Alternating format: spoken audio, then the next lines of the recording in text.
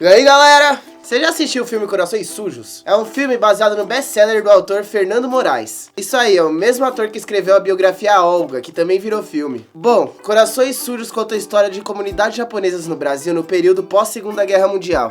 Rolaram várias tretas, como preconceito, xenofobia, assassinatos. No nosso vídeo sobre imigração japonesa no Brasil, contamos um pouco sobre as causas e como rolou essa vinda dos japoneses para cá. Se você ainda não assistiu, vale a pena dar uma conferida para entender um pouco mais sobre o assunto. Enfim, o primeiro navio contendo imigrantes chegou ao Porto de Santos em 1908 e depois dele ainda vieram vários outros. A maioria deles acabou ficando por aqui permanentemente, mas o maior fluxo de imigrantes veio com o fim da Primeira Guerra Mundial. Quer saber o que rolou com eles a partir daí? Fica ligado então.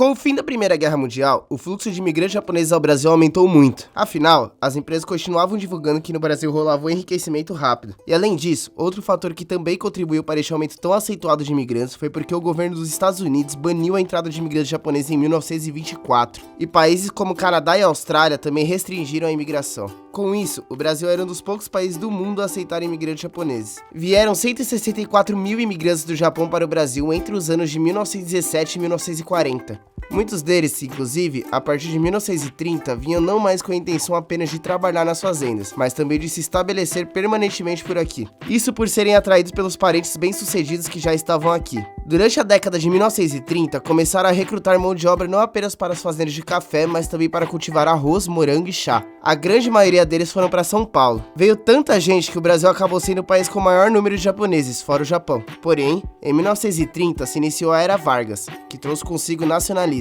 Nessa época, foram aprovadas leis que restringiu a quantidade de imigrantes no Brasil. Isso gerou diversas discussões. Os que eram contra a vinda de mais imigrantes japoneses sustentavam-se com o discurso de que eles roubariam nossos empregos, além de muitas declarações extremamente racistas. Já os que defendiam a vinda de imigrantes argumentavam que os trabalhadores japoneses eram excelentes para os meios de produção do país, sendo que os agricultores japoneses eram responsáveis por mais da metade da produção, por exemplo, de chá e seda no Brasil. Mas com a implantação do Estado Novo de Getúlio Vargas, em 1937, tudo piorou muito. Para enaltecer o nacionalismo brasileiro, rolou uma forte repressão com a cultura de imigrantes, principalmente aqueles que formavam comunidades fechadas, como era o caso dos japoneses e dos alemães. No dia 18 de abril de 1938, foi assinado o decreto número 383, que dificultou extremamente a vida dos imigrantes aqui. Isso porque o decreto proibia que os estrangeiros formassem qualquer forma de associação, participassem de atividades políticas, falassem línguas estrangeiras em público e que fossem usadas para a alfabetização de crianças. Isso foi muito tenso para os japoneses, pois a grande maioria deles sabiam apenas se comunicar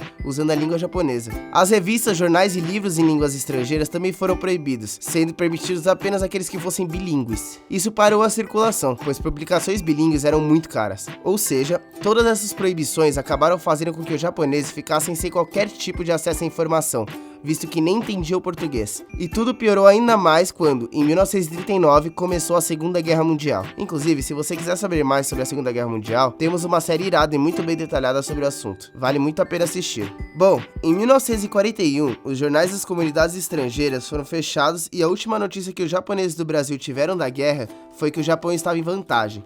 E este detalhe foi muito importante para explicar os acontecimentos retratados no filme e livro Corações Sujos. E visto que durante a guerra o Japão, a Itália e a Alemanha formavam um eixo, os estrangeiros destes países já eram considerados súditos do eixo. Em 1942, quando Getúlio Vargas manifestou seu apoio oficial aos Estados Unidos na guerra, os imigrantes desses países passaram a ser tratados como inimigos. A coisa ficou bem tensa para eles. Suas escolas foram fechadas, seus rádios foram apreendidos para que não corresse o risco que ouvissem transmissões, eles foram proibidos de viajar por território nacional, entre outras repreensões. Os imigrantes italianos e alemães sofreram bastante discriminação nas mãos dos brasileiros, mas com os japoneses isso foi ainda mais forte. Muitos perderam empregos e foram substituídos sem mais nem menos por funcionários brasileiros sem qualquer descendência oriental. Seu imperador, Hirohito, era ironizado publicamente nas ruas. Isso, para eles, era um insulto extremo, visto que não consideravam o imperador apenas um chefe de estado, mas também uma figura divina da religião que praticavam, o shintoísmo. O ápice dessa repreensão aconteceu no dia 10 de julho de 1943, quando ao menos 10 mil imigrantes japoneses e alemães que viviam em Santos foram expulsos de suas casas e obrigados a viver longe do litoral da noite para o dia. Isso porque o governo brasileiro temia que houvesse espiões passando informações ilegais para submarinos alemães que ficavam na costa. Muitos foram presos ou expulsos do Brasil por suspeita de espionagem. Rolou até campos de concentração para internar os imigrantes de países do eixo. Também eram completamente detonados pela mídia no país. Ou seja, durante a Segunda Guerra Mundial, era bem complicado ser um imigrante japonês vivendo no Brasil. Imagina só, sair na rua e todo mundo te olhar como inimigo. O irônico é que, mesmo com o fim da guerra e apesar de tudo, nenhuma das suspeitas de nipo-brasileiros contra a segurança nacional foi confirmada. Quando a guerra terminou, os imigrantes voltaram a receber cartas de seus parentes no Japão, que contavam como tudo estava tão difícil lá pela derrota. Com isso, muitos japoneses desistiram do sonho de retornar à Terra do Sol Nascente e passaram a preparar seus filhos para viver na sociedade brasileira definitivamente. E é aí, no fim da Segunda Guerra Mundial, que entra a história contada por corações sujos. Lembra que eu falei que fecharam os jornais das comunidades japonesas e eles ficaram sem acesso à informação, sendo que a última notícia que tiveram foi que o Japão estava em vantagem? E também que eles consideravam seu imperador uma figura divina? Então, mas acontece que junto aos outros países do eixo, o Japão perdeu a guerra. Mas mesmo que isso tenha sido dito aos japoneses que aqui residiam, muitos deles se relutaram a acreditar. Eles estavam convictos de que era mentira que o Japão havia perdido, que o imperador havia se rendido e se declarado mortal. Para eles, o Japão tinha vencido a guerra e os brasileiros estavam tentando aliená-los. E somado a isso, o preconceito anti-japonês que rolava no Brasil continuou mesmo após a guerra, e eles ainda eram tratados de forma indigna. Com isso, surgiu um grupo terrorista chamado Shindo Heimei, que é retratado na obra. Mas engana-se quem acha que o grupo tinha o intuito de matar brasileiros. O Shindo Heimei era formado por nipo-brasileiros que matavam nipo-brasileiros. Isso porque os japoneses são um povo muito honrado.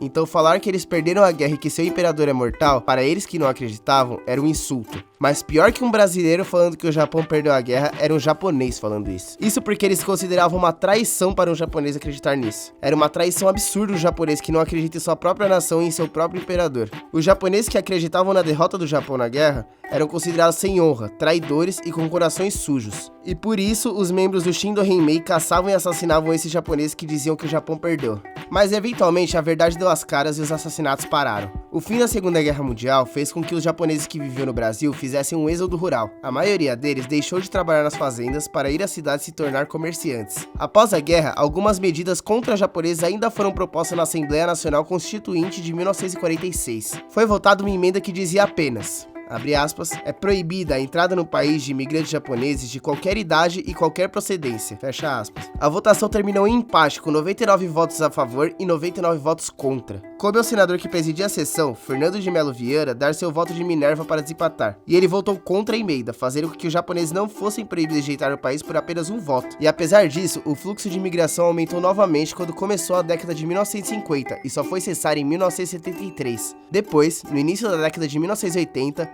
rolou uma inversão dessa imigração. Com a crise financeira que o Brasil estava passando e a necessidade do Japão de mão de obra, muitos brasileiros descendentes de imigrantes japoneses foram tentar a vida no Japão. Eles emigraram para o Japão em busca de melhores oportunidades de trabalho. O nome dado a estes imigrantes foi Decassegues. Então é isso aí, pessoal. Se você gostou do nosso vídeo, não esquece de deixar o seu like aqui pra gente, é muito importante.